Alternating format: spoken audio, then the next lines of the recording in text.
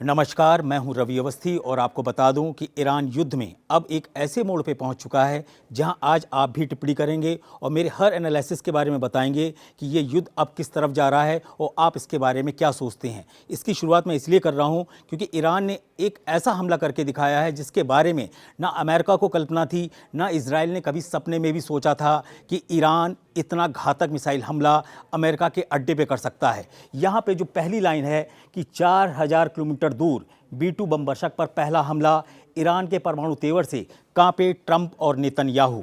ये एक इतनी सच्चाई भरी खबरों में के करीब है जिसको लेकर पूरी दुनिया में खलबली मची हुई है। आज हैरान करने वाली बात यह है कि ईरान ने ये हमला नवरोज़, जो उनका ईरान का नव वर्ष कहें या नया साल की शुरुआत कहें, उसके ठीक मौके पर किया है और इसीलिए इस हमले को लेकर पूरी दुनिया में खलबली मची है। सबसे इम्पॉर्टेंट बात अब मैं आपको बता दूं कि लोगों को विश्वास नहीं था कि ईरान के पास 2000 से 2500 किलोमीटर से लंबी दूरी की कोई मिसाइलें हैं, लेकिन ईरान ने अपने इस हमले से पूरी दुनिया को चौंका दिया है। पूरा पश्चिमी एशिया में हाहाकार मचा हुआ है कि आखिर ईरान की मिसाइलें 4000 किलोमीटर दूर तक कैसे हमला कर सकती हैं। इस खबर को आप इससे समझ लीजिए कि दक्षिणी ईरान से और जो अमेरिका का बेस डिएगो गार्सिया एक बेस है, एक सैन्य अड्डा है जो अमेरिका और ब्रिटेन के साझा अड्डे के रूप में जाना जाता है, वहाँ पर सीधा हमला किया है ईरान की मिसाइलों ने। और अभी तक ये नहीं पता चला है कि ईरान ने ऐसी कौन सी मिसाइल एग्जैक्ट यूज़ की है जिसने इतनी दूर जाकर हमला किया है।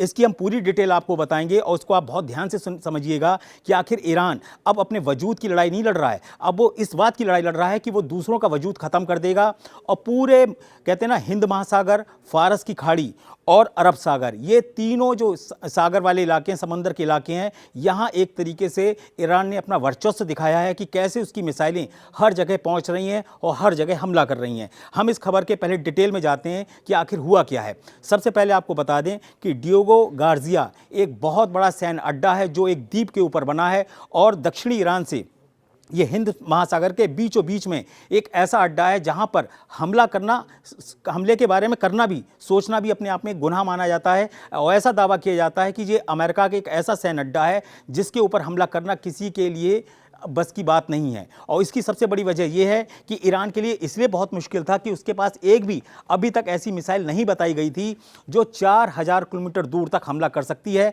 लेकिन अमेरिका ने खुद माना है, अमेरिकन मीडिया ने खुद माना है, द वॉल स्ट्रीट जर्नल जो अमेरिकन मीडिया का एक बहुत प्रतिष्ठित नाम है, उसने खुद माना है कि खुफिया रिपोर्टों के हवाले से उसने खबर छापी है कि डिएगो गार्सिया की तरफ ईरान की 2 मिसाइलों ने हमला किया है और उनको बड़ी मुश्किल से हम रोक पाए हैं। अभी उन्होंने ये नहीं बताया है कि ये मिसाइल से कितना नुकसान हुआ है या नहीं हुआ है, या अगर ईरान ने वो मिसाइलें दागी हैं तो उसको उन्होंने इंटरसेप्ट कैसे किया। सिर्फ इतना बताया कि उनकी जो इंटरसेप्टर मिसाइलें थीं SM-3 जो 18,000 से लेकर 20,000 किलोमीटर प्रति घंटे की रफ्तार से उड़ती हैं, उन्होंने उनमें से एक मिसाइल को मारा है, जबकि दूसरे मिसाइल के बारे में कोई जानकारी नहीं दी गई है। अभी ऐसा दावा किया जा रहा है कि मध्यम दूरी की बैलिस्टिक मिसाइल से ईरान का ये हमला है और अभी तक जितनी भी ज्ञात मिसाइलें ईरान के पास बताई जाती हैं, चाहे उसमें खुर्रम शहर हो चाहे सेजिल हो, इनमें से एक भी मिसाइल के बारे में ये दावा कभी नहीं किया गया, ना तो इजराइल की तरफ से, ना अमेरिका की तरफ से और ना ही खुद ईरान की तरफ से, कि उसकी रेंज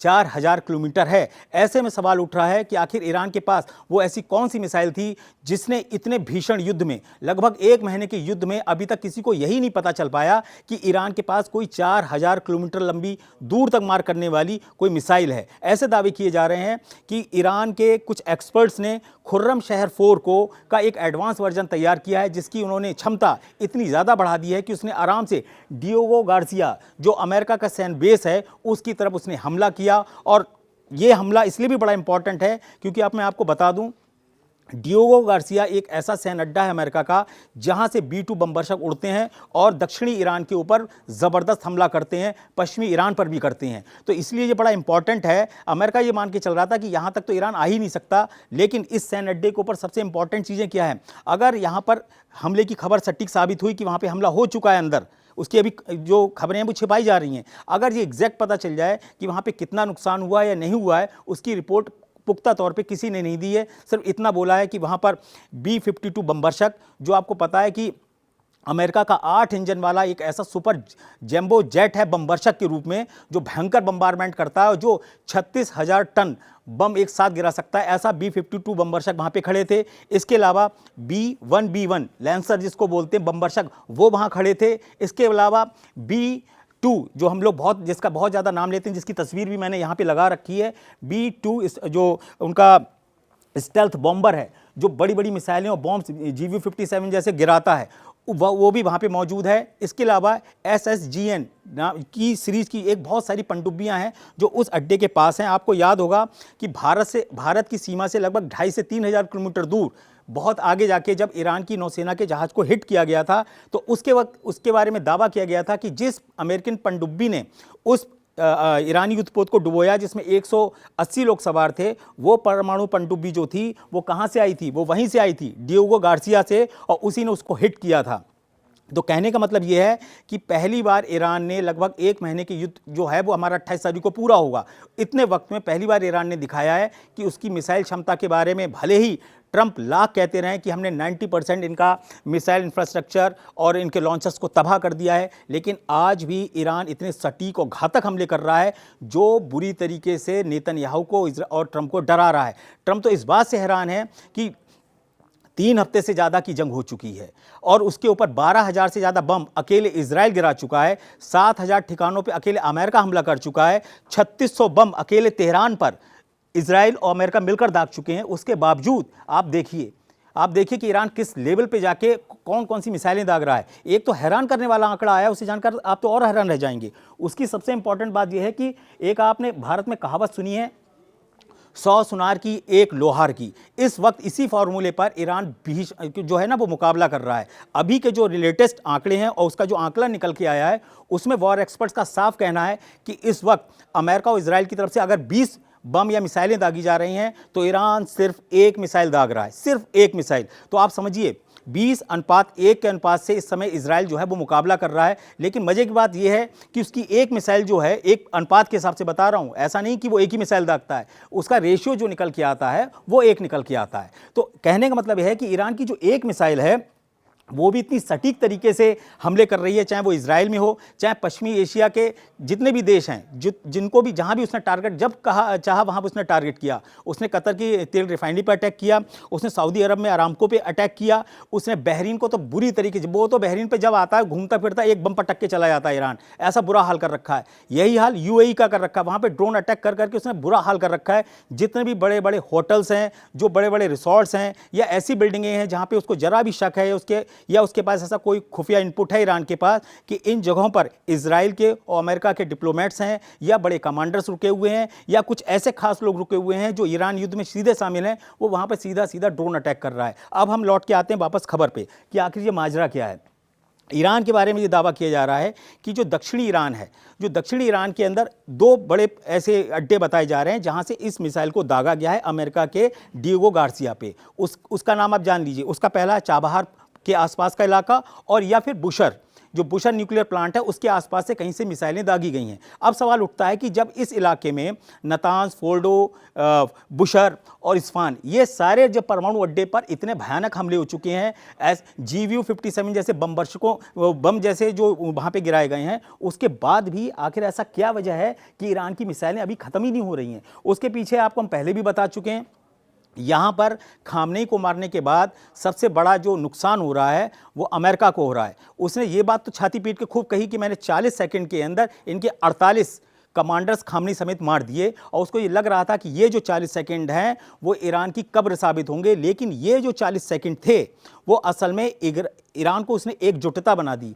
उसने पूरे ईरान को झकझोर कर रख दिया कि पहले ही धमाके में अगर सुप्रीम लीडर 86 साल के अली खामनेई मारे गए हैं और उनकी सारी टॉप लीडरशिप, सारे टॉप कमांडर्स मार दिए गए, लगभग 48 लोग मारे गए पहले ही हमले में, तो उससे एक पूरे ईरान में मैसेज गया कि नहीं यार, हमारे ऊपर और हमारे ईरान के लीडरशिप के ऊपर जो आरोप लगाए जा रहे थे कि ये परमाणु बम बनाने की सनक में आप लोगों को मरवा रहे हैं, ये तो सबसे पहले हमले में खुद ही मारे गए। तो उससे एक पॉजिटिव साइन जो था वो पूरे ईरान में फैला, और उसी की वजह है कि ईरान में अब तक, आज की तारीख तक, एक भी तख्ता पलट की कोशिश नहीं हुई, एक भी ऐसा प्रदर्शन नहीं हो रहा है जो तेहरान की सड़कों पे दिखाई दे और ऐसा लगे कि रजा पहलवी को लोग अमेरिका से वापस ईरान लाना चाहते हैं और उनकी ताजपोशी करना चाहते हैं। रजा पहलवी का जो ग्राफ है वो और भी बुरी तरीके से गिर चुका है, ये रिपोर्ट्स में आ चुका है। अमेरिका भी ये मान चुका है, इजराइल भी ये मान चुका है कि ईरान में तख्ता पलट करना अब संभव नहीं है। यहां तक कि मोसाद के जो चीफ हैं उन्होंने भी ये साफ साफ बोला है कि हम ना तो अभी ईरान के परमाणु क्षमताओं को ख़त्म कर सकते हैं और ना ही वहाँ के खामनेई शासन को जो 47 साल से चला आ रहा है उसको ख़त्म कर सकते हैं। तो कहने का मतलब यह है कि ईरान ने अपनी पावर से दिखा दिया है कि वो कितना ताकत के साथ और कितनी मजबूती के साथ लड़ रहा है। भले ही उसके हमलों में 1:20 का फ़र्क आ गया हो, लेकिन उसकी मिसाइल क्षमताएं आज भी डिएगो गार्सिया को दहला रही हैं और अभी तक ये कंफर्म नहीं हुआ है कि इन मिसाइलों का इम्पैक्ट क्या हुआ है। फिलहाल अमेरिकन मीडिया का दावा है कि उनकी जो SM-3 इंटरसेप्टर मिसाइलें थीं, उन्होंने लगभग डिएगो गार्सिया से 1200 किलोमीटर दूर पर इस मिसाइल को हिट किया है ऊपर जाके। और आपको बता दूं, SM-3 एक ऐसी इंटरसेप्टर मिसाइल होती है जिसके अंदर किसी तरीके का कोई विस्फोटक नहीं होता है। उसकी रफ्तार ही उसको एक धमाकेदार या विस्फोटक के रूप में प्रदान करती है। इसको काइनेटिक ऊर्जा कहते हैं। ऐसी ऊर्जा जब इम्पैक्ट करती है जाके तो किसी बम धमाके से कम नहीं होती है। और ये जो SM-3 इंटरसेप्टर है, इसने जाके सीधे उसको हिट किया और उसको वहीं समंदर के बीचों बीच में उसको गिरा दिया, ऐसा अमेरिकन मीडिया का दावा है। लेकिन ईरान की जो मेहर न्यूज़ है उसने बोला है कि ये ईरान की तरफ से हमारा अब तक का ऐतिहासिक हमला रहा है और इसको अमेरिका कभी भूल नहीं पाएगा। आप सोचिए, एक साथ दो चीज़ें हुई। दूसरी चीज़ बड़ी इंपॉर्टेंट है। दूसरा इंपॉर्टेंट यह है कि अब जो युद्ध है वो हिंद महासागर तक पहुंच चुका है, क्योंकि डिएगो गार्सिया जो द्वीप है जिसपे सैन्य अड्डा है अमेरिका का, वो हिंद महासागर में मौजूद है।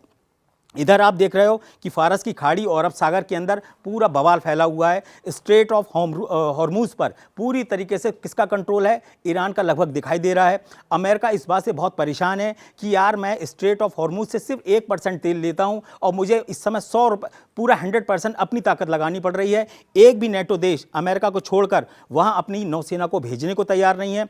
फ्रांस, ब्रिटेन और जर्मनी ने तो खुलकर बोल दिया है कि ट्रंप, हम आपका इस युद्ध में साथ नहीं देंगे और ना ही हम स्ट्रेट ऑफ हॉर्मूज में अपनी नौसेना भेजेंगे, ना ही हम ईरान के ऊपर किसी तरीके का हमला करेंगे। हम सिर्फ इतनी कोशिश करेंगे कि हमारे जहाज़ों को नुकसान ना हो, हम इस युद्ध के पछड़े में नहीं पड़ेंगे। ट्रंप इससे इतने ज़्यादा बौखला गए हैं, उन्होंने खुले मंच पे बोला कि मैंने पहली बार बोल रहा हूँ, ट्रंप ने बोला कि ये जो नेटो है ये कागज़ का शेर है, पेपर टाइगर बोला उनको, और बोला ये एकदम कायर लोगों का समूह है जो चाहते हैं कि अमेरिका सारा युद्ध लड़े और बाकी लोग मलाई खाएं। तो स्थिति ये है कि अभी तक जो मलाई टैरिफ की खा चुके थे अमेरिका, जो खा चुका था, खा रहा है या खा चुका है, वो करीब कितनी थी? 24 लाख करोड़ से लेकर 26 लाख करोड़। ये क्या है? ये आपको अप्रैल 2025 से अब तक का आंकड़ा बता रहा हूँ। टैरिफ का कितनी भयानक कमाई अमेरिका ने की है और कैसे वो पानी की तरह इस वक्त बह रही है, उसका आप खुद अंदाजा लगा लीजिए। अमेरिका का जो 24 लाख करोड़ और 26 लाख करोड़ रुपया जो टैरिफ से कमाया था, उसका बहुत तेज़ी से पतन हो रहा है, या कहना चाहिए पैसा पानी की तरह जा रहा है। और इस वक्त अमेरिका जो है वो ईरान के 20,000 के ड्रोन को मारने के लिए 35 से 40 करोड़ की मिसाइलों का इस्तेमाल कर रहा है, चाहे वो अमेरिका हो चाहे वो इजराइल हो। इजराइल की स्थिति क्या है? इजराइल की स्थिति ये है कि जो इजराइल की शान है, तेल अवीव जो उनकी राजधानी है, उसका इस वक्त कोई भी ऐसा हिस्सा नहीं है जहां ईरान ने मिसाइल से हमले ना किए हों या ड्रोन से ना किए हों। अभी ईरानी मीडिया ने खुद एक्सेप्ट किया है कि उनके एक F-16 के ऊपर ईरान ने हमला किया है। तो सवाल उठता है कि अगर ईरान F-16 जैसे लड़ाकू विमान को हिट कर रहा है, अगर ईरान अमेरिका के F-35 जेट्स के ऊपर बम्बारमेंट करता है, उसको इंगेज कर लेता है। F-35 तो और भी ज़बरदस्त विमान माना जाता है अमेरिका का, और ऐसा जेट माना जाता है जिसको आसानी से ईरान तो ट्रैक ही नहीं कर सकता। इनके हिसाब से तो उसका एयर डिफेंस तबाह हो चुका है। इनके हिसाब से जो S-400 रशिया की तरफ से ईरान को मिला था, उसकी बैटरीज को, उसके सिस्टम को तबाह कर चुके हैं। इनके हिसाब से जो चीन की तरफ से HQ-9 एयर डिफेंस सिस्टम जो मिले थे वो सब खत्म हो चुके हैं। तो फिर ईरान इनके F-35 और F-16 को कैसे हिट कर रहा है? फिर ईरान के उन दावों को सही क्यों नहीं माना जा रहा है कि वो अब तक अमेरिका के 16 लड़ाकू विमान और जेट्स को तबाह कर चुका है? खुद आप देख रहे हो कि एक बार में 5 तेल टैंकर KC-135 तबाह हो चुके हैं। आप खुद जानते हैं कि F-15E 3 फाइटर जेट हमने टपकते हुए सामने देखे, पूरी दुनिया ने देखे कि किस तरीके से F-15E अमेरिका के नीचे आके गिरे हैं। ये चीज़ें बताती हैं कि ईरान जो लड़ रहा है वो बहुत ही जज्बे के साथ और बहुत ही मजबूती के साथ लड़ रहा है। तीसरी इंपॉर्टेंट बात यह है कि इसमें ईरान जो लड़ रहा है उसकी हिम्मत की दाद देनी होगी। और दूसरी इंपॉर्टेंट इसके अंदर यह है कि रूस और चीन की जो मदद चल रही है वो कमाल की है। डियो गार्जिया पर 4000 किलोमीटर दूर हमला करने में लोग दावा कर रहे हैं कि रशिया ने इसमें एकदम सटीक रियल टाइम लोकेशन उसको बताई है। आपको खुद अच्छे से पता है कि इस समय ईरान के अंदर कोई भी एक सेंट्रल कमांड है ही नहीं, यानी कि कोई एक केंद्रीय कमांड सेंटर है ही नहीं। जैसे अमेरिका का सेंट्रल कमांड है सेंटकॉम, लेकिन ईरान में कुछ बचा ही नहीं है। ईरान में सब कमांडर बिखरे हुए हैं, अपनी अपनी मिसाइल के गट्ठर लेके बैठे हुए हैं, जिसका जब मन चाहता है उसको जहां से डेटा मिलता है वो दाग देता है। यहाँ पे हर जितना भी कमांडर है वो खामने की तरह सोच रहा है, खामने की तरह बदला लेने की कोशिश कर रहा है, और उसको बिल्कुल क्लियर है कि इसको कब कौन सा अटैक कहां करना है। और इसकी वास्तव में बहुत ज़बरदस्त तैयारी जो पिछले 6 महीने में ईरान ने की है वो कमाल की है। और इसीलिए ईरान की जो तैयारी है वो अमेरिका और इजराइल के मुकाबले 100 गुना ज़्यादा बेहतर और अच्छी है। उसका जो होमवर्क है वो 100 गुना बेहतर है। दूसरी इंपॉर्टेंट चीज़ आपको और बता दें कि इजराइल है वो जो अटैक कर रहा है ईरान के ऊपर, वो ये देख के कर रहा है कि हम कैसे इसके तेल संसाधनों को तबाह कर दें। लेकिन यहाँ क्या हुआ, यहाँ ट्रंप ने नेतन्याहू को एक तरीके से डांटा कि भाई तुम तो मार दोगे इसके तेल टैंकर पर, तेल कुओं पर, उसके बाद जब ईरान अटैक करेगा तो वो तो सारे अड्डों पर करेगा, वो कतर को भी बर्बाद कर देगा, उसकी सारी तेल इंडस्ट्री को उड़ा देगा। और अगर ऐसा हुआ तो दुनिया का जो 90% गैस का उत्पादन होता है, जो सप्लाई होती है, उसका बहुत बड़ा हिस्सा एशिया के अंदर बता रहा हूँ वो कतर से आता है। और कतर में अगर गैस के धमाके हो गए और सारा प्लांट उड़ गया तो आप अंदाजा लगाइए क्या तबाही मचेगी। ये कोरोना के बाद का सबसे बड़ा संकट बनना जा रहा है ईरान युद्ध, और शायद एक महामंदी की तरफ बहुत तेजी से बढ़ रहा है। लेकिन इसमें इंपॉर्टेंट क्या है कि रूस और चीन ने जो गेम खेला है और जो जिस तरीके से पर्दे के पीछे से काम कर रहे हैं वो कमाल का है। इसीलिए लोग बोल रहे हैं कि इस समय रूस जो है वो ईरान की आंख और ढाल बन चुका है। आंख इसलिए क्योंकि वो उसको हर तरीके की सैटेलाइट इमेजेस दे रहा है। और कुछ तो खबरें यहाँ तक आ गई हैं कि रूस के कुछ ऐसे कमांडर्स जो बहुत ही एक्सपीरियंस्ड हैं मिसाइल के मामले में, वो ईरान में पहले ही पहुंच गए थे और उनका जो ठिकाना था वो बुशर प्लांट था। लेकिन आपको बता दें बुशर प्लांट के अंदर ना तो अमेरिका की हिम्मत है और ना ही इजराइल की हिम्मत है कि वो सीधे सीधे बुशर प्लांट की बिल्डिंगों के अंदर जाके हमला कर दें। उसकी सबसे बड़ी वजह यह है कि वहाँ का टोटल जो स्टाफ है उसका 90% रशियन है, रशियन अफसर हैं, रशियन साइंटिस्ट हैं। इसलिए वहाँ पर वो भूल कर भी कोई बम से हमला नहीं कर पाएंगे। हाँ, बुशर प्लांट के आजू बाजू में बाहर की तरफ वो अटैक कर सकते हैं, उसके एंट्री गेट पर अटैक कर सकते हैं, लेकिन प्लांट के अंदर हिम्मत नहीं है करने की। और ये बिल्कुल सच है। इसमें और एक चीज़ और इम्पॉर्टेंट है, बुशर ही एक ऐसा प्लांट है जहाँ से पूरी तरीके से परमाणु ऊर्जा का इस्तेमाल करके बिजली बनाई जाती है ईरान के लिए। बाकी पूरे ईरान में एक भी ऐसा न्यूक्लियर प्लांट नहीं है जहां बिजली का उत्पादन हो। मेरा कहने का मतलब ये है कि ट्रंप बहुत बुरी तरीके से फंस गए हैं। एक तरफ नेटो उनको जो है वो टाटा बाय बाय कर चुका है और उनको ठेंगा दिखा रहा है कि अब जाओ, तुम बहुत बोल रहे थे, लंबी लंबी बातें कर रहे थे कि मैं युद्ध का डैडी हूँ, मैं जहाँ चाहूँ वहाँ युद्ध रुकवा सकता हूँ। अब आप अपना युद्ध नहीं रोक पा रहे हो। और ट्रंप ने ये सोचा था कि मैं स्ट्रेट ऑफ हॉर्मुज में नेटो की फौज को पहुँचा दूंगा, मैं अपनी सेना को बाहर निकाल लूँगा, बेकार में मैं क्यों मरवाऊँ। अभी तक के जो आंकड़े हैं सरकारी, उसके हिसाब से 13 अमेरिकन सैनिक मारे जा चुके हैं, जो अमेरिकन आंकड़े हैं वो मैं बता रहा हूं, और 200 से 250 के बीच में लोग घायल हैं। अमेरिका नहीं चाहता है कि वो ज़मीन पे आए और फिर उसको भारी जान माल का नुकसान उठाना पड़े। इतने दिन के युद्ध में ट्रंप ने एक सीख ले ली है कि ईरान से हवा में लड़ते रहो, अगर ज़मीन पे आए तो बहुत बुरी स्थिति होगी। क्योंकि जब मिसाइलें आप नहीं तबाह कर पा रहे हो, उनके मिसाइल हमले नहीं रोक पा रहे हो, अगर 20:1 के हिसाब से भी वो अटैक कर रहा है, वो भी आप पे भारी पड़ रहा है, तो आप किस तरीके से लंबा युद्ध लड़ पाओगे। और ईरान की स्ट्रेटेजी यही है कि मैं इस युद्ध को लंबा खींचूंगा, और इतना लंबा खींच देंगे इस युद्ध को कि ट्रंप और नेतन्याहू को ये कहने को मजबूर होना पड़ेगा कि कोई दुनिया में ऐसा आए जो इस युद्ध को रोके, और इस युद्ध को सिर्फ और सिर्फ फिर वही रोक पाएगा। मैं फिर बता चुका हूं, ये है पुतिन, यही इस युद्ध को रुकवा पाएंगे। ट्रंप जरूर बोलते हैं कि मैंने 8 युद्ध दुनिया में रुकवाए, लेकिन याद रखिए ईरान युद्ध अगर कोई रुकवा सकता है तो वो सिर्फ और सिर्फ ताकत है पुतिन के पास, वरना किसी के पास नहीं है। और आपको बताएं कि पिछले जब से ईरान युद्ध हुआ है उसमें रूस को ज़बरदस्त फायदा हुआ है। उसका आपको मैं एक छोटा सा आंकड़ा बताता हूं। अभी जो सरकारी आंकड़े और जो एक्सपर्ट्स ने आंकड़े बताए हैं उसके हिसाब से रूस का तेल दनादन बिक रहा है, और 90,000 करोड़ से ज़्यादा उसने 21 से 22 दिन के अंदर कमा लिए हैं।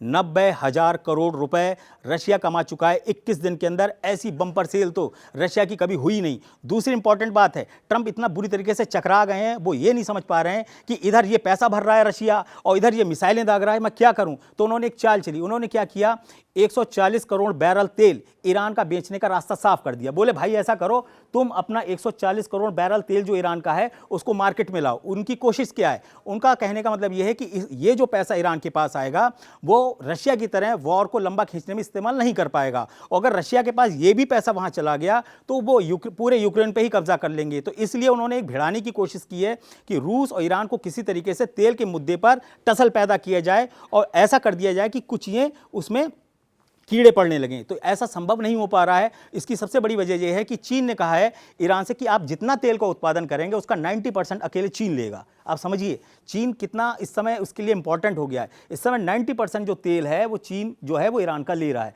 तो कुल मिलाकर जो ईरान युद्ध है वहां एक भी लीडर नहीं है। ट्रंप बोल रहे हैं कि ईरान में एक भी ऐसा लीडर नहीं है जिससे मैं जाके बात करूं कि आइए हम लोग आगे शांति की बात करें। अरे तो ये चीजें तो आपको पहले सोचनी चाहिए था ना। पहले आप मार मार के लीडर्स को ये खुश हो रहे थे कि मैं सबको मार दूंगा उसके बाद जाके कब्जा कर लूंगा। अब आपका कहने का मतलब यह है कि मैं कब्जा नहीं करने आया हूं, मैं सिर्फ स्ट्रेट ऑफ हॉर्मुज से लोगों का तेल पहुंचाना चाहता हूं। उनका सीधा सीधा तर्क है कि स्ट्रेट ऑफ हॉर्मुज जो है वो नेटो के बाकी देशों की जिम्मेदारी बनती है, जो यूरोपियन देश हैं, क्योंकि उन्हीं का तेल सबसे ज़्यादा यहां से जाता है। अमेरिका का तो सिर्फ 1% जाता है, खर्चा मुझे करना पड़ रहा है। तो कुल मिलाकर अलग थलग अगर दुनिया में अब कोई पड़ रहा है तो वो ट्रंप पड़ रहे हैं। और अगर बुरी तरीके से नुकसान किसी ने झेला है तो नंबर 1 पर ईरान है, लेकिन उसके साथ नंबर 2 पर इजराइल भी आएगा। और सबसे इंपॉर्टेंट यह है कि जो पश्चिमी एशिया में जितने भी मुस्लिम कंट्रीज़ हैं जो मूक दर्शक बने रहे हैं, उनसे इतिहास एक दिन सवाल जरूर पूछेगा कि तुमने अमेरिका के आगे अंधभक्ति में ये ऐसा क्या किया कि ईरान को पूरी तरीके से तबाह होने दे रहे हो। कल को तुम्हारे लिए जो खतरा वो ईरान नहीं था, वो इजराइल था, क्योंकि ग्रेटर इजराइल का जो नक्शा है उसमें इन देशों की सीमाएं आती हैं। ये सोचने को मजबूर करेंगे अरब के लोग। उनको ये सोचने को मजबूर होना पड़ेगा कि अरब का भविष्य क्या है। कुल मिलाकर ईरान युद्ध ने इतना साबित कर दिया है कि ईरान युद्ध अभी रुकने वाला नहीं है। और ट्रंप नेतन्याहू देखिएगा फिर से पुतिन के पास जाएंगे और उनसे कहेंगे इस युद्ध को रुकवाइए, आपका जो फायदा होगा वो हम यूक्रेन में कराएंगे, लेकिन हमें इस बवाल से बचाइए। ईरान युद्ध जो उनके लिए गुलदस्ता था वो अब उनके लिए एक बवाल बन चुका है। और आप ये मान के चलिए कि ईरान युद्ध अगले आने वाले दिनों में इतना बुरी तरीके से अमेरिका को और इजराइल को नुकसान पहुंचा सकता है आर्थिक रूप से, जिसकी उन्होंने कल्पना नहीं की होगी। क्योंकि ऐसी खबरें हैं कि तेल जो है वो $200 पर बैरल तक जा सकता है। और अगर ऐसा हुआ तो दुनिया में भीषण तबाही आएगी और अमेरिका भी उससे अछूता नहीं रहेगा। फिलहाल ईरान ने जिस तरीके से B-2 बम वर्षा तक अपनी मिसाइलें पहुंचा दी हैं उसकी सरहद तक, ये कमाल का काम ईरान ने जो करके दिखाया है। उसके बाद अब पूरा का पूरा जो अमेरिकन जनरल्स हैं और पेंटागन है, जो रक्षा मंत्रालय बोला जाता है अमेरिका का, वो सोचने पर मजबूर होगा कि ऐसा तो नहीं कि ईरान के पास अभी कोई परमाणु मिसाइल हो और वो हम पर ही दाग दे।